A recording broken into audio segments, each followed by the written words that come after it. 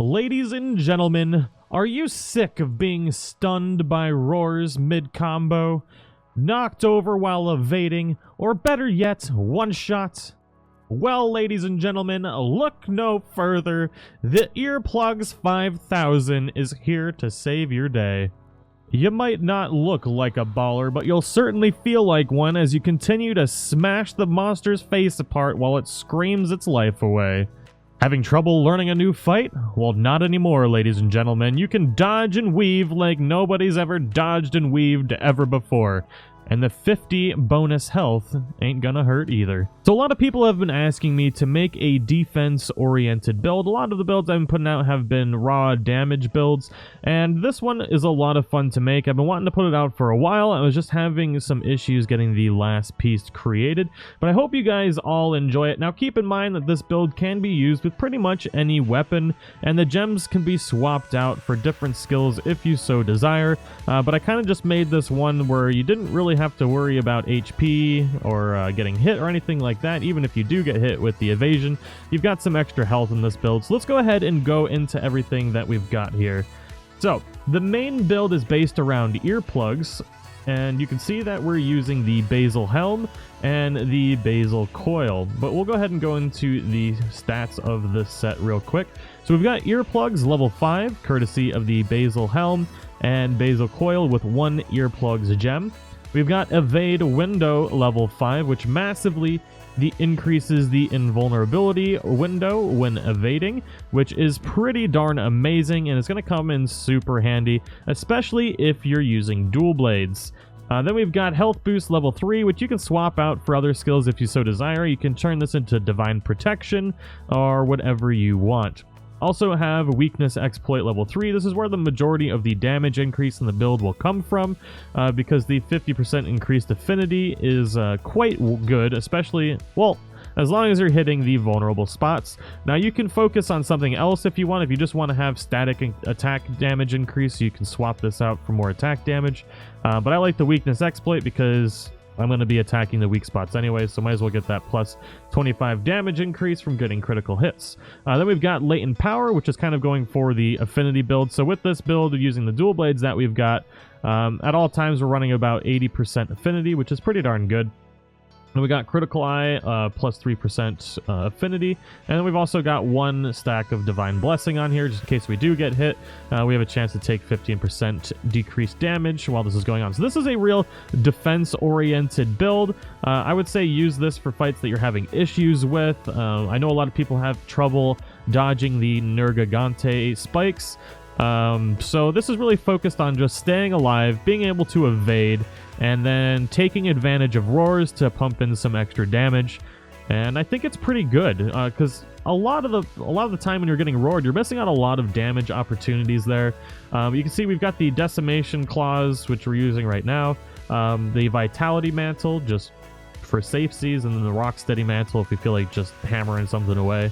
Yeah, so we'll go into the rest of the set. We've got the Basal Helm, which we've got the augmented with earplugs and a health level 1 boost. And then we've got the Legiana Mail, which is evade window level 2, and then I've got a gem socketed in there for another boost of health. Then we've got the Kaiser Vambrace's Alpha, which gives us the 2 stacks of Weakness Exploit. And then we've got a Divine Blessing gem socketed in there. I said augmented it on the Basal Helm, but I meant we just got we got 2 gems in there. We got Earplugs gemmed in there, and then a Vitality gem. Then we've got the Basal Coil Beta, which we've got socketed with the last Weakness Exploit that we need, and this gives us the final 2 levels of Earplugs.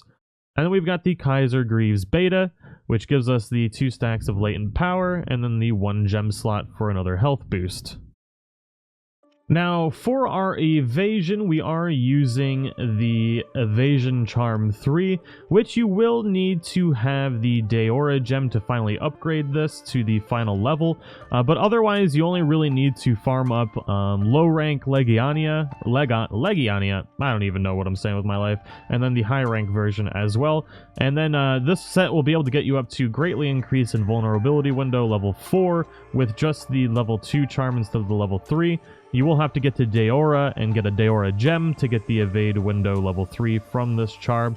But otherwise, it's a pretty decent set. Now, there are a couple things that you can change in here to increase your damage. If you want to go for a raw damage increase, you can swap out the bracers, and instead of going for vitality, which I'm doing now, you can go ahead and slot some attack gems in here.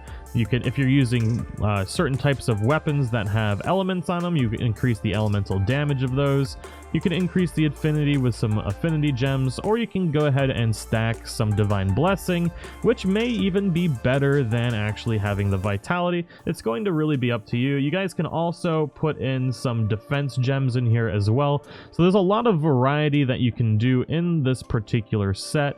You can go ahead and swap out all the vitality gems for more defense. That's perfectly fine. So you've got plenty of gem slots to be able to mess around with the build, and depending on the weapon, you may even have more than this. So it's pretty fun to mess around with. I would recommend using it like this for those of you that are testing out new fights, but otherwise you have a lot of room for variety. Now, if you do not have an Earplugs gem, you can go ahead and make the Basil Vambrace's Alpha, which will give you critical draw level 2 and Earplugs level 1 to finish off the Earplugs, and that would actually give you an extra gem slot to be able to use, although you are losing a level 1 gem slot on the gloves, which isn't too bad, but you are also losing the weakness exploit, which can really reduce your damage when you're fighting things and actually hitting them in the weak spots. Now, if you're using a weapon that can be upgraded to the white level of sharpness, like the Fire and Ice dual blades that we have here, you can also get a couple other weapons up to the white level as well, like the Hazak Demios 2. There's quite a few weapons that can be upgraded with just 2 levels of sharpness. The Rook Slayers can. There's quite a few, actually. My Lady's Fist, I believe, can be upgraded. And there's a couple others, but right now we're just going to go ahead and use the Fire and Ice dual blades. And that white level of sharpness will give you a pretty much 10% raw damage increase, as well as an elemental damage increase. So it's very nice, and to use that, you're going to be using the Death Stench Heal Beta, which will also give you 2 1-level gem slots, which is very nice, and allows you to really change things up in the build. So we can go ahead and set the decorations, and you can see here that we've just added an attack level 1 jewel. We could decide to put some weakness exploit here, or not weakness exploit, but critical eye. Also slotted a frost gem jewel. I could go ahead and stack another one of those if I so desired. So there's a lot of different things that you can do for this build to really improve it. It's just going to be dependent on your gameplay. I think instead of using vitality personally, I would go ahead and probably stack maybe the divine protection, but some people might like just having the extra health, and that's perfectly fine. I do have a lot of expert gems, so if I'm using dual blades, I'm probably going to just stack some critical eye here.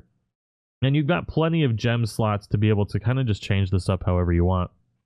Now, if you are going to use the white level of sharpness handicraft boost, you are going to need to use the Sharp Jewel 2, which is protective polish. Now, you don't need this, but this is going to make that worthwhile in this case, because it'll allow you to sharpen your weapons, and then your sharpness won't go down for an entire minute. I don't know why I lost my mind there and couldn't think of what I was saying, but let's go ahead and give this a little bit of a run, shall we?